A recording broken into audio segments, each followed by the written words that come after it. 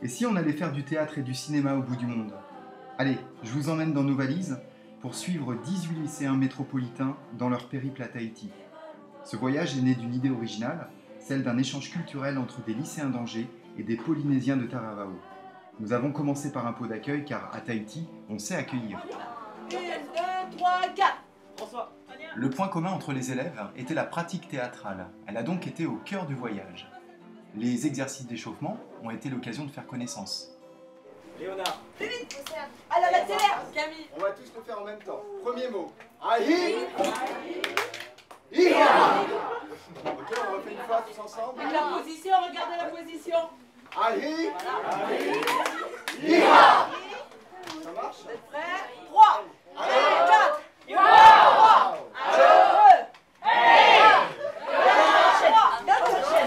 Je suis extraordinairement exaspérée. Vous cherchez à vous Exaspérée. excuser.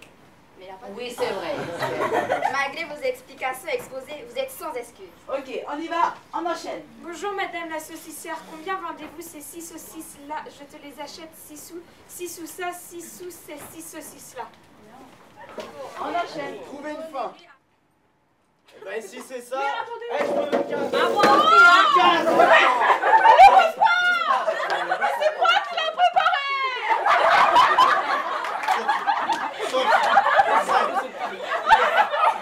Alors, on bouge là. Allez, on retourne, il va nous manger. Deux, trois.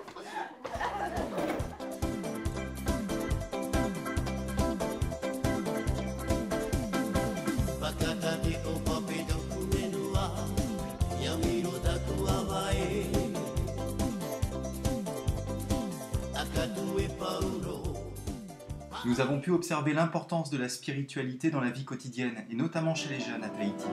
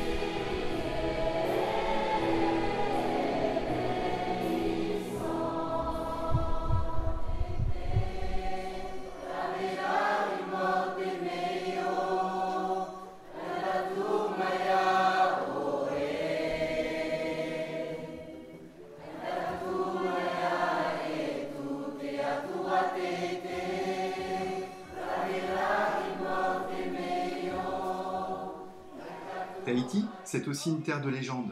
Des élèves de 3e sont formés au collège pour les interpréter.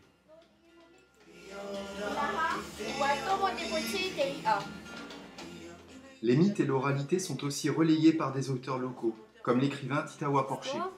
Et que le théâtre propose en fait une polyphonie, c'est-à-dire que la vérité des personnages nous apparaît directement plutôt que de passer par l'auteur qui va nous dire comment était le personnage, quel est son caractère. Là en fait leur caractère et qui ils sont nous apparaît très directement par la parole. Le photographe Ben Touar pratique quant à lui le métier à peine croyable de chasseur de vagues. On ne commence pas par nager dans des vagues de 4 mètres ou 5 mètres dès le début quand on commence. Donc ça vient avec l'expérience, avec voilà, petit à petit on commence à faire des photos dans des petites vagues et puis après avec l'expérience et les connaissances du spot, des courants et des vagues, on se permet d'aller dans des vagues de plus en plus grosses et voilà, c'est sûr que ça devient un challenge. Patrice Guirao habite Tahiti. Il écrit pour Calogero, Pascal Obispo, mais il a également signé les textes des plus grandes comédies musicales françaises. Quand on aime l'écriture, et que je pense qu'à votre âge, ou même plus tôt, on sait déjà si on a envie d'écrire ou pas. On commence à poser des mots. Et puis on s'aperçoit globalement que si on a un peu de poésie en soi, le monde de la poésie est inexistant au XXe, au XXIe siècle. Enfin, fin du XXe siècle et début du XXIe siècle. Il n'y a pas d'écho à la poésie. Le seul vecteur qui porte les mots, c'est la chanson. Donc, si à Tahiti l'oral occupe une place importante, les arts de l'image ne sont pas en reste. Le Festival international du film océanien est une manifestation reconnue qui véhicule la culture d'outre-mer.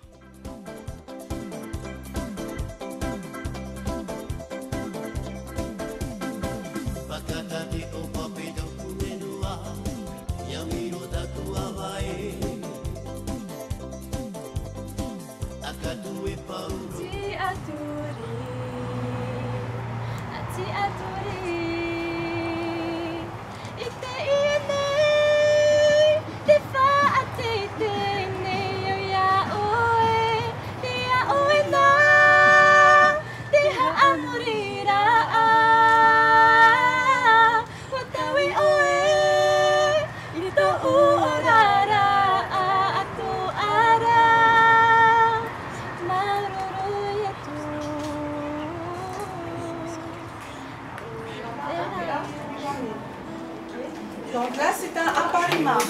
Ce sont des gestes lents, élégants, alors que le haut théâtre, c'est plus énergique. Attention les garçons, je demande la même chose à vous tout à l'heure.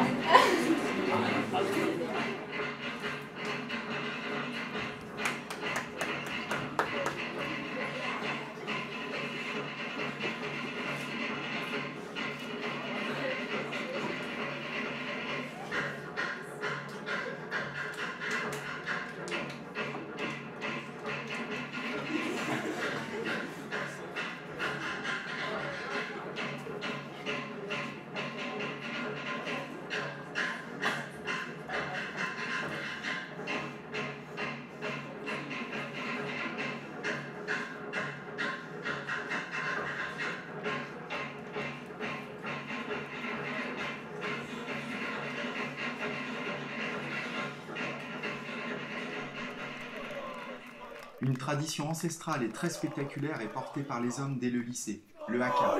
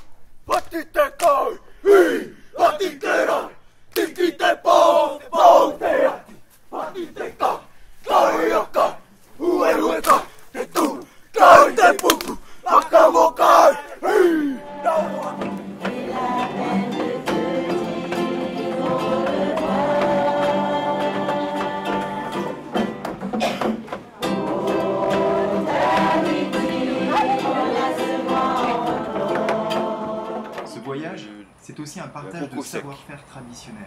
Alors nous avons notre coco, nous allons commencer à le débouler. Ce qu'il faut savoir, c'est que tout est récupérable. Même la bourre de coco est récupérable.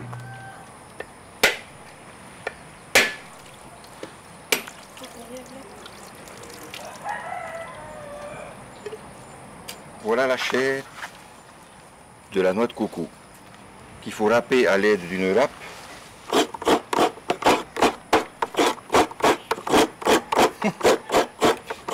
Oui, tu peux prendre comme ça. Tu vois, t'as un meilleur goût. Tu peux prendre en entier. C'est mieux que quand c'est juste après, ça commence à être un peu plus sec. Le tatouage est un marqueur officiel de la culture polynésienne. Il symbolisait autrefois le passage à l'âge adulte. Cet homme a raconté toute sa vie sur sa peau. La confection de masques aux motifs traditionnels polynésiens est une activité développée dans les écoles, notamment à Tarawa.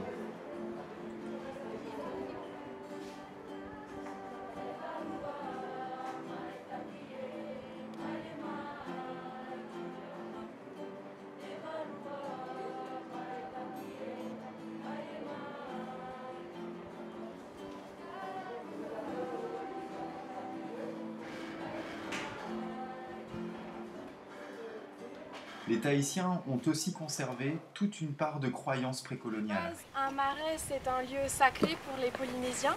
C'est le lieu où le peuple se rassemblait pour toutes sortes de coutumes, pour les sacrifices et les cérémonies.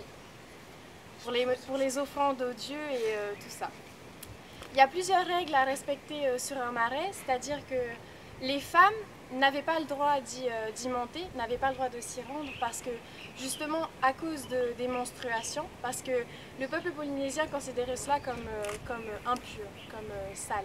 Du coup, elles n'avaient pas accès, elles n'avaient pas le droit à monter sur les marais. C'était un lieu sacré réservé seulement aux tahua. Les tahua, on appelle ça, ce sont les sorciers. Les Polynésiens, vous y croyez au mana, même dans votre génération? Je pense que oui, certaines familles, oui. Mais parce qu'après, on ne va pas se mentir qu'ici en Polynésie, on est toujours bien en contact avec la nature. Donc, je pense qu'on a tous quelqu'un dans notre entourage qu'on connaît qui a déjà vécu des expériences surnaturelles. Moi, personnellement, non. Mais on connaît tous quelqu'un qui a déjà vécu ce genre d'expérience. Akatue Paulo, Paari o Telepae, Ira Peta Umara Muano Amai, Yari Matangie, Matangie Parara, Takuroto, Kantiu, Kukai Kane, Nanata Kumataki.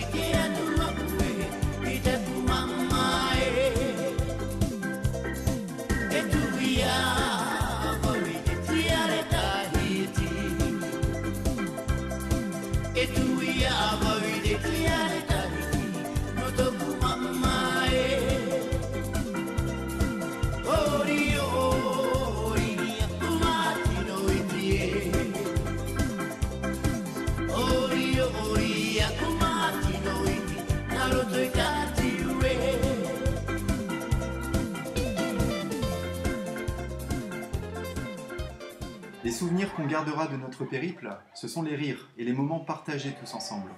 Et vous la faites quand votre valise ?